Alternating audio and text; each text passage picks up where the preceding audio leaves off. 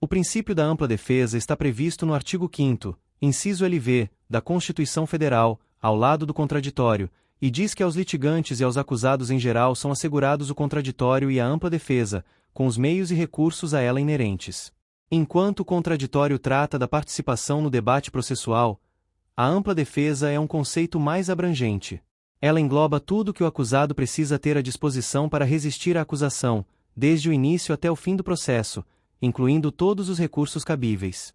A ampla defesa tem, portanto, duas dimensões. A primeira é a dimensão material, que se refere aos meios concretos de defesa. Isso inclui defesa técnica por advogado ou defensor público, o que significa que ninguém pode ser processado sem assistência letrada. Acesso irrestrito aos autos do processo, para que a defesa conheça todas as peças, provas e decisões.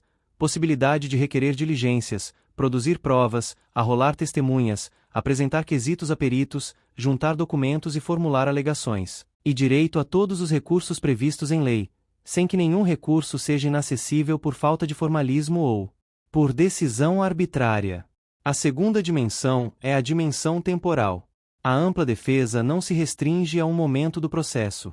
Ela deve estar presente desde a primeira manifestação do Estado contra o indivíduo, o que inclui a fase investigativa, até o esgotamento de todos os recursos.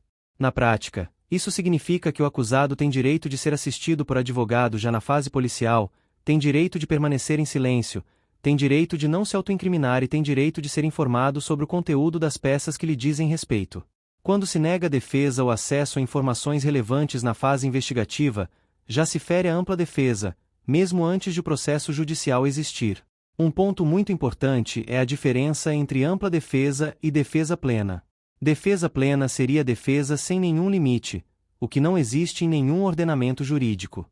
A ampla defesa é ampla, mas tem limites legais. Ela não inclui o direito de cometer crimes, de produzir prova ilícita, de atrapalhar a instrução de forma abusiva ou de usar a defesa para fins diversos da proteção legítima do acusado. O que a ampla defesa exige é que nenhum meio legítimo de defesa seja arbitrariamente retirado ou restringido pelo juiz ou pela acusação. Outro aspecto central é a proibição de defesa técnica de qualidade inferior.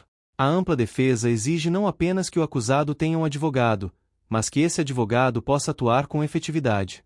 Isso significa que o juiz não pode impor prazos irrazoáveis, negar acesso aos autos sem fundamento, restringir requerimentos legítimos ou conduzir a instrução de modo a esvaziar a atuação defensiva. Quando isso acontece, a nulidade pode ser decretada, porque a defesa foi cerceada. O cerceamento de defesa é uma das violações mais graves da ampla defesa e gera nulidade absoluta quando compromete o resultado do processo. Exemplos clássicos: indeferimento injustificado de prova essencial, como perícia ou oitiva de testemunha, negativa de acesso a laudo pericial antes da instrução, impossibilidade de o defensor participar de ato processual relevante, e decisão surpresa que muda a linha de acusação sem dar tempo de reação. Em todos esses casos, a ampla defesa foi atingida no seu núcleo. A ampla defesa também se conecta com o princípio da igualdade de armas. Em processo penal, a igualdade de armas não significa que acusação e defesa tenham os mesmos poderes, porque suas funções são diferentes. Significa que o processo não pode ser estruturado de modo a criar desequilíbrio insuperável. Se a acusação tem acesso a tecnologias e recursos que a defesa não tem, e o juiz não corrige essa simetria, a ampla defesa fica comprometida. Por isso, o Estado deve garantir assistência judiciária gratuita a quem não pode pagar advogado, e o defensor público deve ter condições de trabalho dignas e acesso às mesmas ferramentas da acusação. Um tema atual e muito debatido é a ampla defesa no contexto de acordos de não persecução penal e da colaboração premiada. Nesses casos, o acusado abre mão de parte de suas garantias processuais em troca de benefícios. A questão é se essa renúncia é legítima e se a defesa técnica continua sendo ampla nesse cenário. A resposta constitucional é que a ampla defesa pode ser objeto de negociação, desde que a renúncia seja voluntária, informada e com assistência de advogado, e desde que não atinja o núcleo essencial do direito de defesa. Por fim, a ampla defesa não é um favor do Estado ao acusado. É uma condição de legitimidade do processo penal. Um processo conduzido sem defesa efetiva produz decisões ilegítimas, porque não houve teste real da acusação. A ampla defesa existe para que o Estado, quando punir, o faça com certeza, com prova válida e com respeito à dignidade da pessoa humana. É o que separa um processo penal civilizado de um procedimento arbitrário.